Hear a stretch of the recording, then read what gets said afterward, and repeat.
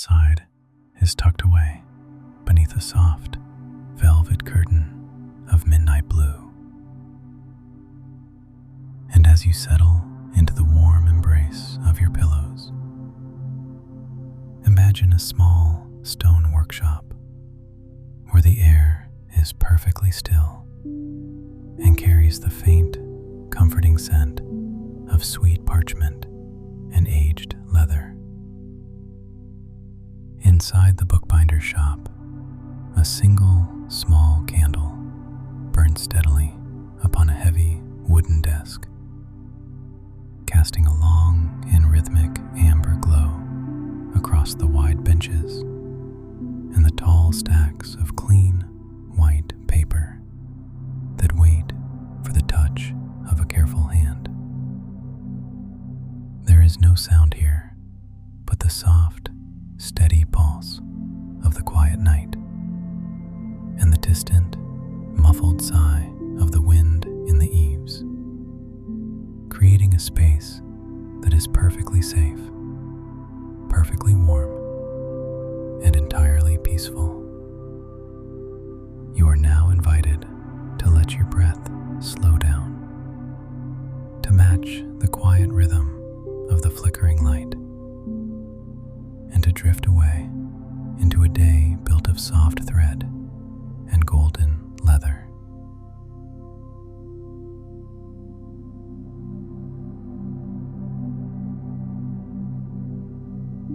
Chapter 1. Long before the sun has thought to wake the birds in the trees, the bookbinder stirs in his bed, and he stays very still for a long time, listening to the deep silence of the house and the way the walls seem to hold the quiet of the night in their heavy stones. He moves slowly as he pushes back the thick wool blankets, feeling the weight of the covers as they slide away, and he stands up on the floor, which is cold and smooth and very solid beneath his feet.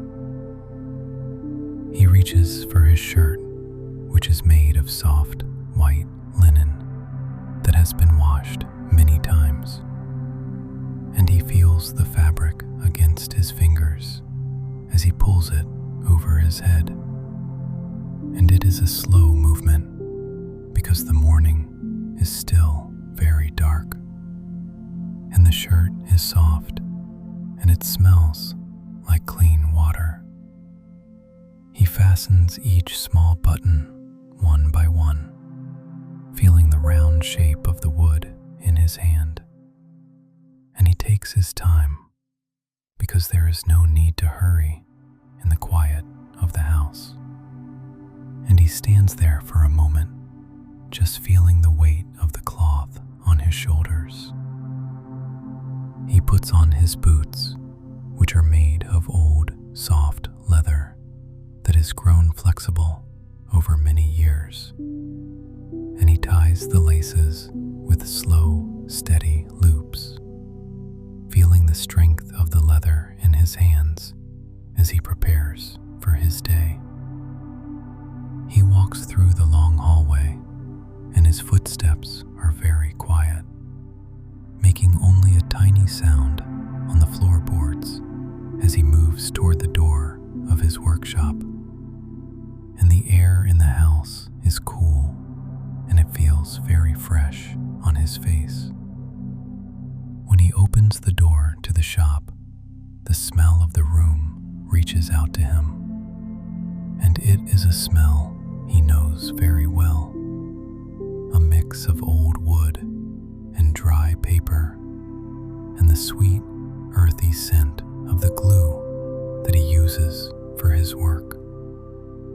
He walks to the desk, and he finds his candle, and he strikes a small light, watching the tiny flame grow bigger and bigger until it fills the corner of the room with a soft orange glow that makes the shadows move slowly on the walls. He looks at the table and he sees the parchment, which is stacked in neat, tall piles, and he reaches out a hand to touch the top sheet, feeling the texture, which is smooth and cool, like the skin of a stone. The parchment is heavy, and it has a pale color, and he picks up a single sheet and holds it to the light, seeing the tiny marks in the grain that make each piece special and different from the rest. He begins to prepare the parchment for the books, and he uses a small, flat tool to smooth out the edges, moving his hand in a slow and rhythmic way. Push, slide, turn. Push, slide, turn. And the sound of the tool on the paper is like a soft whisper in the still air. He does this for a long time, and he does not think of anything else, only the feel of the paper and the way it becomes perfectly flat under his touch. Next, he turns to the thread, which is made of strong flax, and he pulls a long piece from the spool, watching it unwind in a slow and graceful circle. He takes a small block of yellow beeswax, and he runs the thread over it, back and forth, until the thread is covered in a thin layer of wax that makes it smooth and strong. The wax smells like honey, and it makes his fingers feel tacky and warm, and he enjoys the repetitive motion of pulling the thread through the wax, seeing it shine in the candlelight. He gathers the leather for the covers, which is a deep, dark brown, and he rubs it with his palm to make it soft, feeling the warmth of the leather grow under his hand as he works. He lays everything out in a neat line, the parchment and the thread and the leather, and he sees that everything is ready for the binding to begin, and he feels a deep sense of peace in the order of his tools. The room is starting to get a little bit lighter as the sun moves behind the hills, but the shop is still a place of shadows and soft light, and the bookbinder is content to stay here in the quiet, watching the dust motes dance in the air and feeling the solid weight of the day ahead of him. He is safe here, and the world is very far away, and the only thing that matters is the soft paper and a strong thread and the slow, steady work of his hands.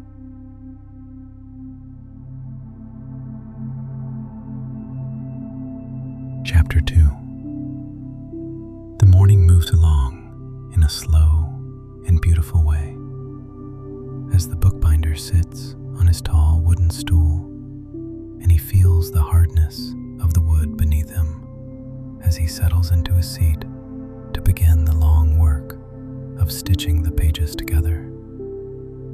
He takes the first bundle of parchment, which he has folded so carefully, and he holds it in his left hand, while his right hand reaches for the thin, silver needle that waits on the table. The needle is sharp, and it catches the light, and he threads it with the waxed string, a task he does with a slow and steady hand, watching the end of the thread find its way through the tiny eye of the needle. He begins to stitch, and he pushes the needle through the first hole in the paper, feeling the resistance of the thick sheets, and then the sudden ease as the needle passes through to the other side. He pulls the thread through, makes a soft, singing sound as it moves against the parchment. Hush. And then he brings the needle back through the next hole, creating a strong and steady loop that holds the pages together. He does this again and again, and the motion is very rhythmic and it feels very natural to him. A pattern of in and out that fills the silence of the room with a gentle music. His hands move with a quiet memory, knowing exactly where to go and how much strength to use. And he feels the weight of the book growing in his hands as he adds more and more bundles to the stack. Each time he finishes a bundle, he ties a small, neat knot, and he touches the knot with his thumb to make sure it is tight and flat. And he likes the way the knots look in a perfect row along the spine of the book. The paper feels very dry and very clean under his fingers, and sometimes he pauses to just run his hand over the surface of the pages, feeling the edges, which are straight and sharp. He takes a stack of pages and he presses them together, and he hears the soft, crinkling sound of the parchment as it settles, a sound that reminds him of dry leaves in the woods. He is very careful with each page, and he turns them one by one, making sure that they are all in the right order. And he enjoys the slow and repetitive task of checking the work. After the pages are all stitched, he turns his attention to the leather cover, and he lays it out on the table so that the soft side is facing up. He takes a small brush and he dips it into a pot of thick brown glue, and the glue smells of the deep earth and old trees, and he spreads it over the leather in a slow and even layer. He moves the brush in long strokes, watching the glue cover the surface and making sure that there are no bumps. And he feels a deep calm in the simple act of painting the leather. He picks up the stack of pages and he places it onto the center of the leather, and he presses it down with a slow and steady force, feeling the glue hold the two things together. He folds the edges of the leather over the boards, and he rubs the corners with a smooth bone tool, making them neat and round. And he does this with a very light touch so that the leather does not tear. The leather is cool and it is very soft, and it feels good to touch it as it becomes a part of the book. And he rubs and rubs until the cover is perfectly flat and smooth. The sun is now high in the sky, and a beam of light comes through the window and hits the table, making the leather shine and showing the tiny stitches in the thread. The bookbinder looks at the book, and he feels a quiet joy in the way it looks. A solid and beautiful thing made of the earth and the hands. He does not rush to the next one, but he stays still for a moment, feeling the warmth of the sun on his arms and the peace of the workshop in his heart. He is surrounded by the things he knows, the wood and the paper and the thread, and he feels as if he could stay here forever in the middle of the quiet work, just moving his hands and breathing the still air. Every stitch is a part of the story, and every loop of thread is a part of the piece. And the book is a heavy and safe thing that he has made with his own 2 hands, and he is happy.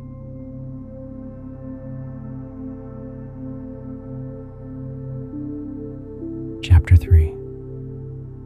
The sun is starting to go down behind the village, and the light in the workshop is turning to a deep, soft red that makes the shadows grow very long and very thin across the stone floor.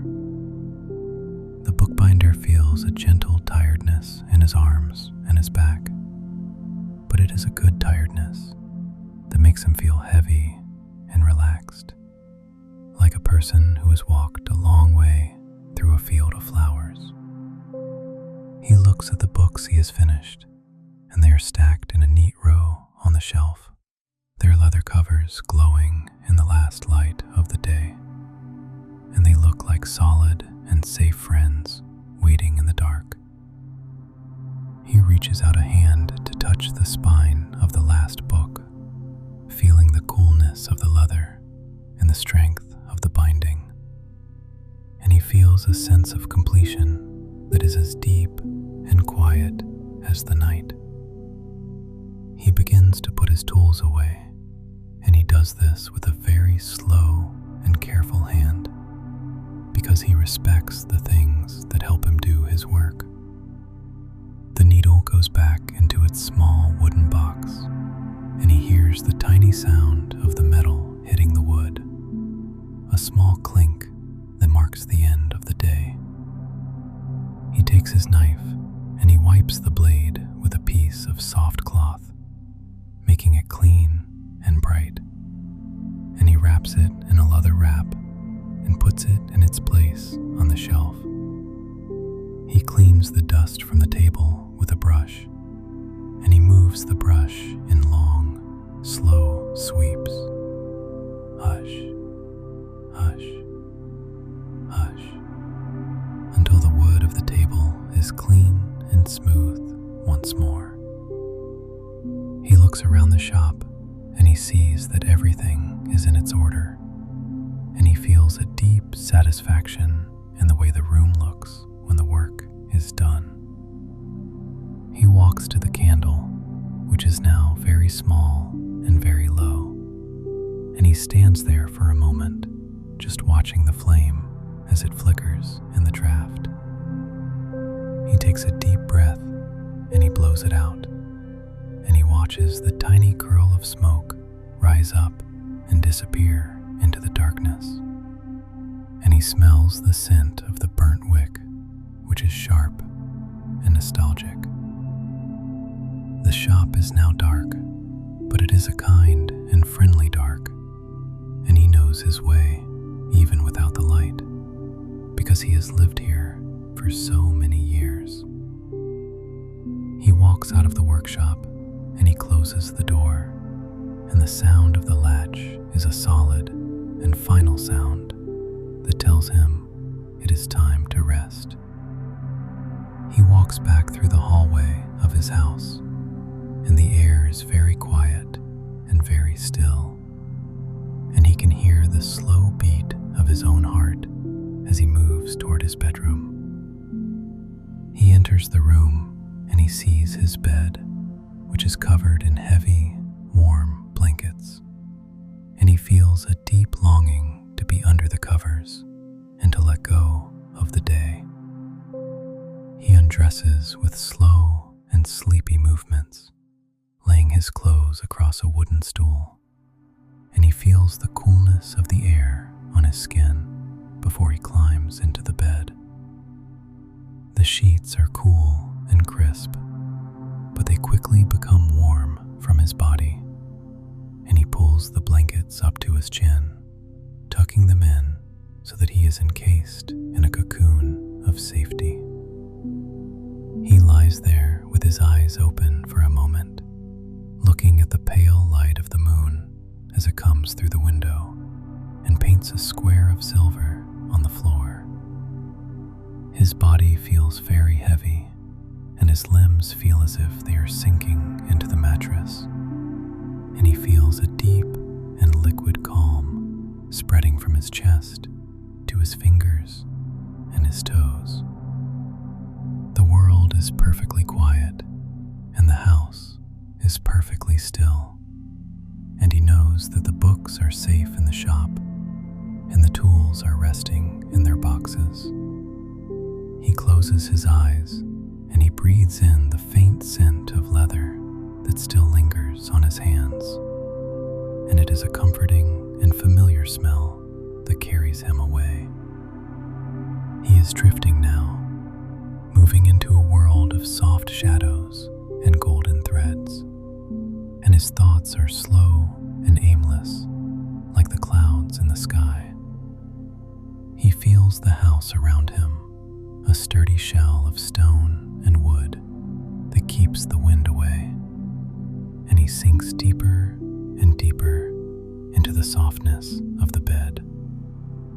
He is at peace, and he is safe, and he is exactly where he needs to be, and the sleep comes to him like a slow tide, washing over him and pulling him down into the beautiful, heavy darkness of the night. Sleep now. Sleep. Sleep.